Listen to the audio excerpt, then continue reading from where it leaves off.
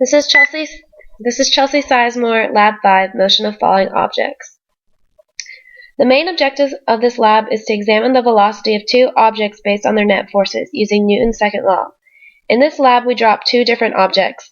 I chose a tennis ball and a piece of paper.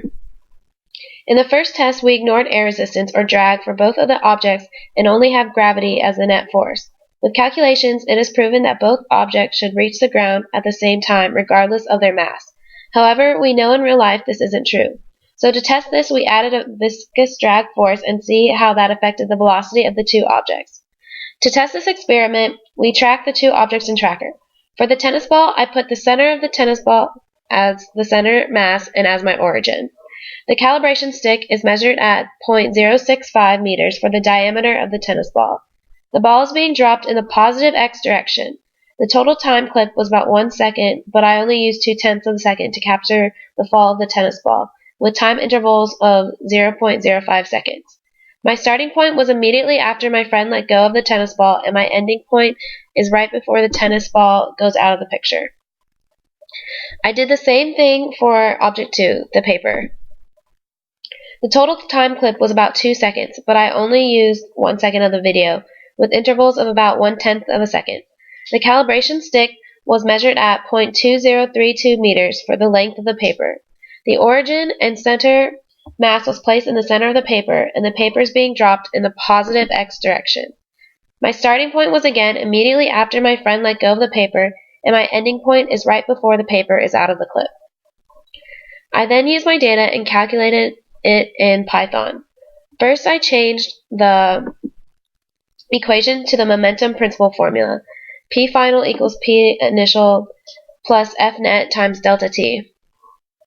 To test without drag first, the net force would only include gravity.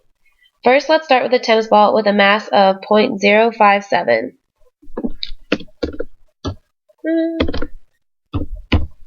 The graph made is exponential and not in a linear pathway.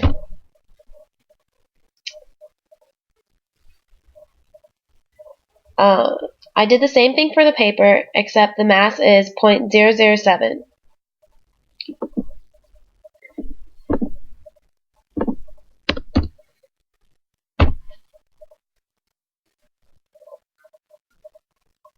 I then tested both again with drag force.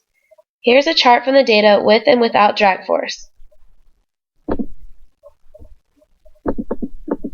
As you can see, the net force that only included gravity, the paper and the tennis ball fell the same height, 4.9 meters, regardless of mass. But when the drag force was added, it greatly affected how far each object fell.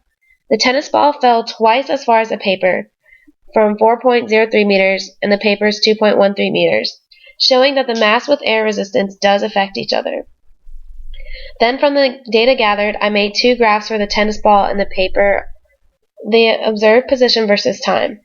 As you can see, they both fall at somewhat constant velocity since both graphs are linear. In both objects, the object's initial position is considered 0. What does this mean? The blue line represents the actual data, and the red lines represent the data in Python with no drag forces. For the tennis ball graph, the two lines are very similar. However, in the paper graph, the two lines are extremely different, showing again that air resistance or drag and mass must be taken into account with falling objects. The tennis ball would have a terminal velocity faster than the paper. This is because the gravity force and the drag force would cancel out, thus having a constant velocity and making the graph become linear. The paper object will eventually reach a terminal velocity if given enough time. What if the paper was thrown down instead of from rest? Would it reach a terminal velocity? Yes, it would. It would reach a terminal velocity faster than if it was dropped from rest because the force of the person throwing the paper down would add as another part of the net force.